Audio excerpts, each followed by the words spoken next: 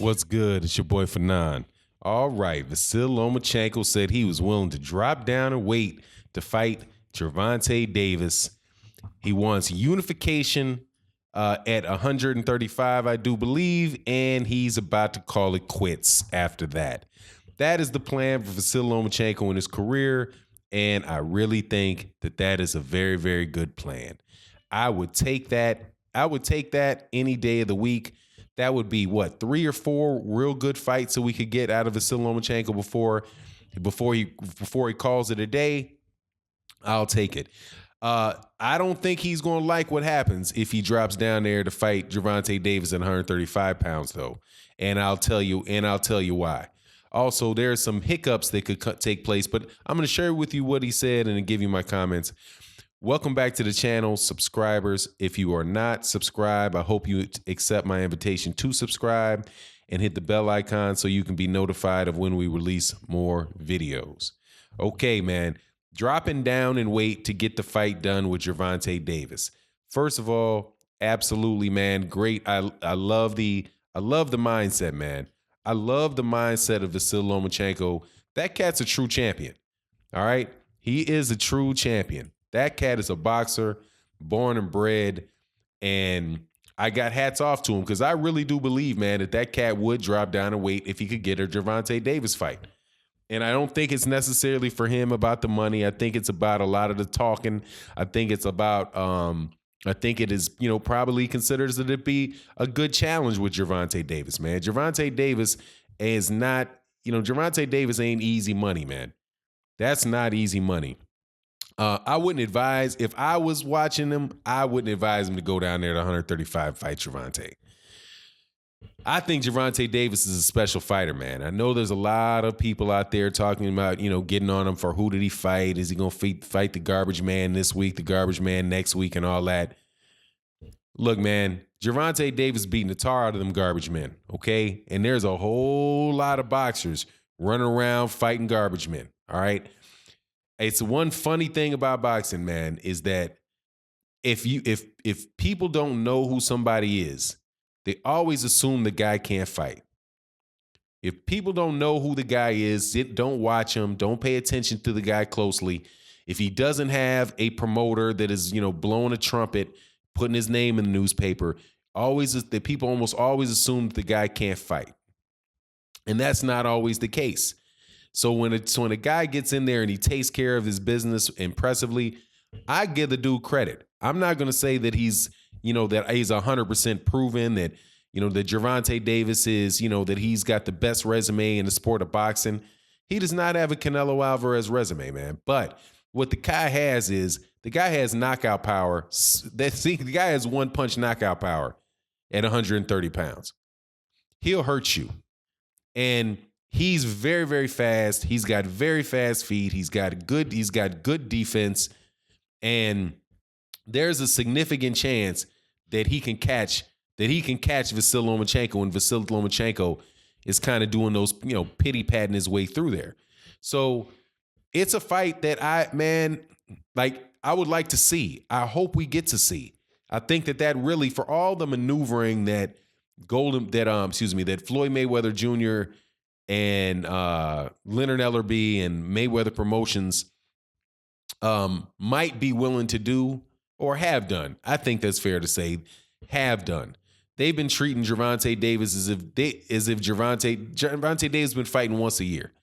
This cat's 22, 23. What is he, 23 years old? If he's 23 years old now, Gervonta Davis, and I hate to act like I'm agreeing with Eddie Hearn, but it is. I think that he's right in that regard. That Gervonta Davis should be fighting 3-4 times a year, man. Really, really staying sharp. And him not staying sharp, not constantly having fights, I think contributes to the fact that why the guy blows up in weight so much in between fights. But that said, they're doing that, I do believe, to try to get Gervonta Davis in the position of being a pay-per-view star or a superstar, right? So, but the best way to go about doing that is to have him beat somebody with a very, very big name, somebody, within his weight division, the biggest name in his weight division or around his weight division.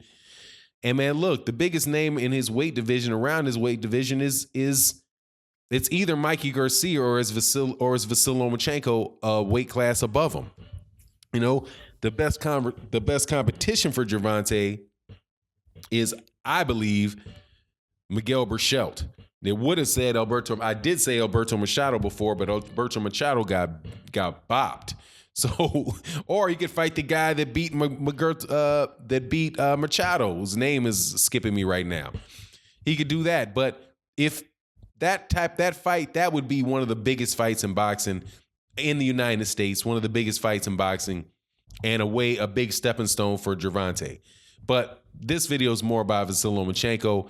I think that would be a problem for Vasil Lomachenko if he did go back down, because when you play with your weight, man, that can really get you, man. You think you can't make, you made the weight, you fight at one weight class above a couple times, then you got to strain your body down at the age of 33, having been fighting for, in this article he talks about how long he's been fighting and talks about his retirement, right? He says, let me get through this without getting too long in this video. He talks about wanting to unify the belts, and after he unifies the belts, who else is there for him to fight? All he wants to do is fight the champion. So, hey, it'll be time to hang it up. And I think he's about right in that regard, man. He's already starting to get busted up. His eyes are starting to get busted up. He's starting to get, he's getting shoulder injuries and things like that. Those type of things are what comes with age, man. Your skin after having taken all those punches, he's starting to cut easy. He's starting to swell up easy. It's probably is about time, man. And I've been saying this about Vasil Lomachenko for a long time, man. Vasil Lomachenko, when you look at his record and you say, okay, what he's done in this short amount of time as a professional, it's a short amount of time as a professional, or not a lot of fights as a professional. But this guy's been fighting as a professional amateur since he was around 5 years old. So if he's 33 years old now, was he 32, 33 years old now? You're looking at a guy that is been fighting professionally or training consistently for 28 years. That, my friend, is a very, very long career. And his body is going to start breaking down. He can't go to 140 pounds. He's too small for 140 pounds.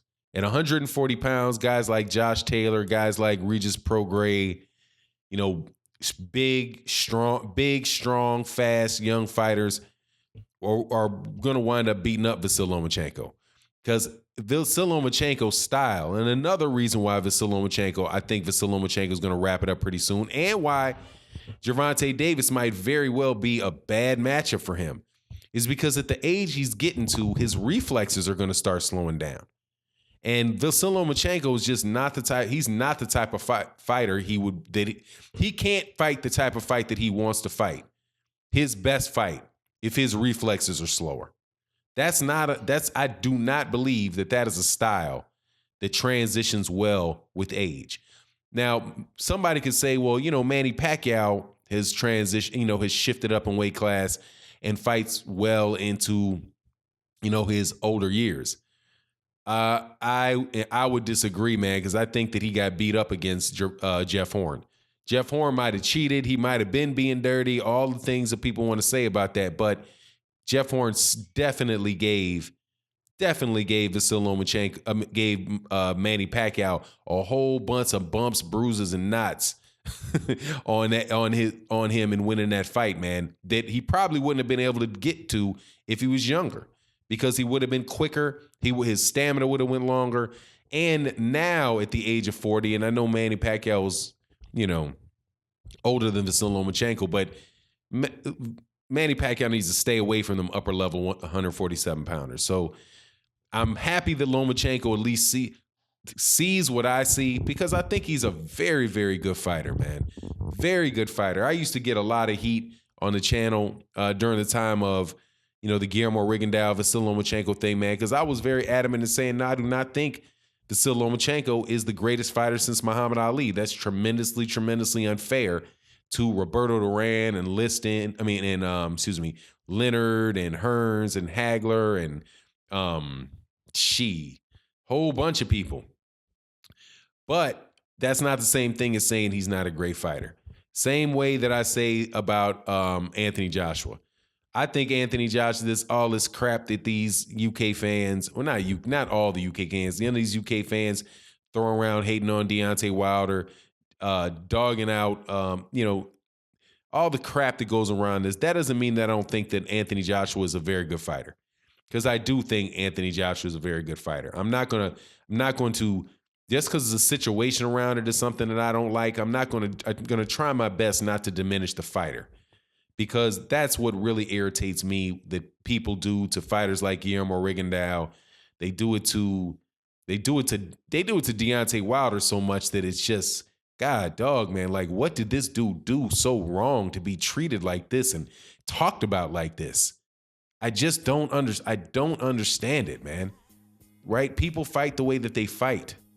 And just because you don't like the way that they throw his punches is no reason to try to tear this man down. So I'm not going to do that to Lomachenko, man. I think he's a great fighter, and I hope that what he wants to have happen happens, because if he can get an undisputed title in 135 pounds, man, more power to him. I hope that he retires healthy, wealthy, and wise, that he doesn't have, like an Adonis Stevenson type of moment or something like that, But anyway, it is what it is, and with that, I'm out. Peace.